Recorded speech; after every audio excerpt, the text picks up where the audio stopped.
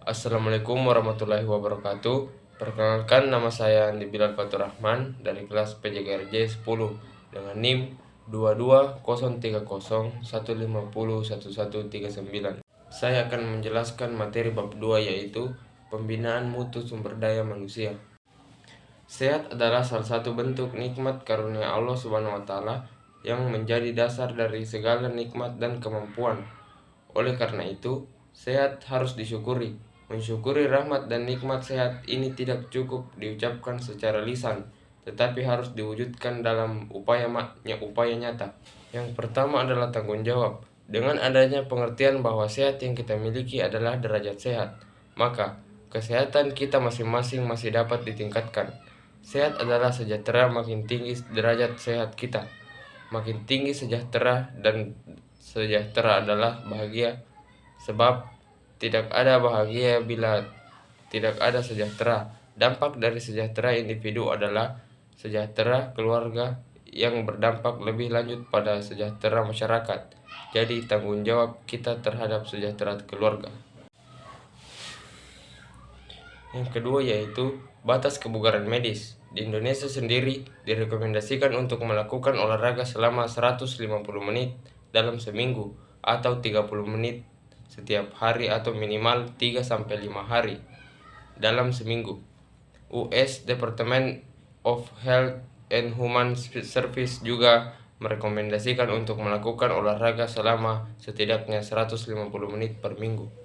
Betapa kita mampu memerlukan pertolongan seorang terhadap kita disebabkan setiap manusia memiliki batas kebugaran tersendiri.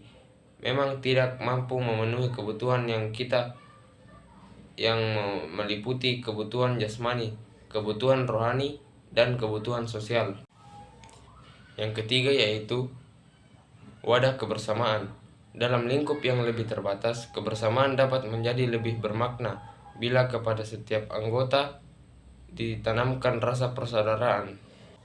Dalam lingkup yang lebih terbatas, kebersamaan jadi lebih bermakna bila kepada setiap anggotanya ditanamkan rasa persaudaraan. Tetapi persaudaraan dan kebersamaan saja belumlah memperhatikan kondisinya yang dinamis.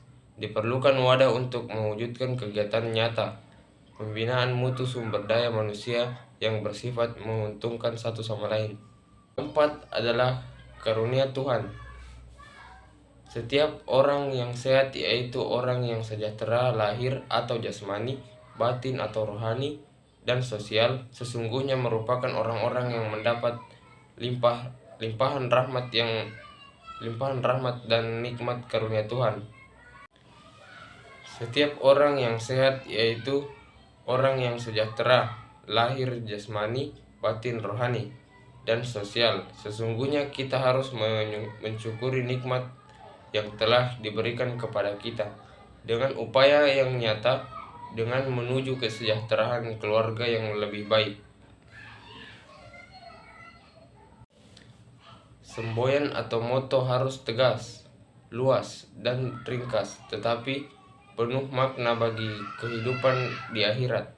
Di akhirat tidak dibutuhkan lagi yang namanya semboyan, karena di sana tidak ada persaudaraan, tidak ada kebersamaan, tidak ada pertolongan yang dapat kita berikan atau kita terima dari siapapun.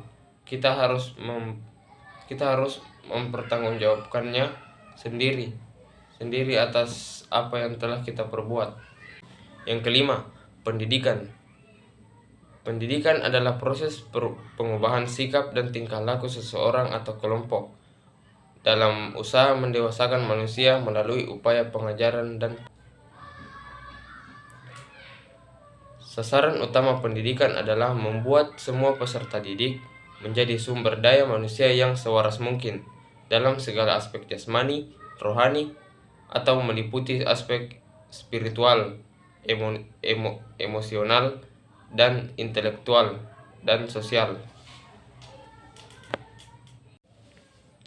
Dalam kehidupan masyarakat, sangat banyak organisasi yang memilih olahraga sebagai media kegiatan untuk mengembangkan kesejahteraan paripurna persaudaraan, kebersamaan, dan saling melayani melalui dibentuknya organisasi olahraga kesehatan.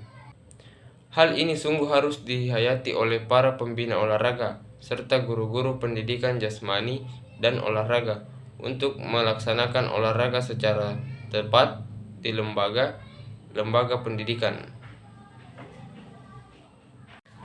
Betapa pentingnya pendidikan jasmani kesehatan olahraga dalam pembinaan mutu sumber daya manusia, khususnya di lembaga-lembaga pendidikan dan lembaga-lembaga lain yang membina untuk meningkatkan sumber daya manusia itu sendiri.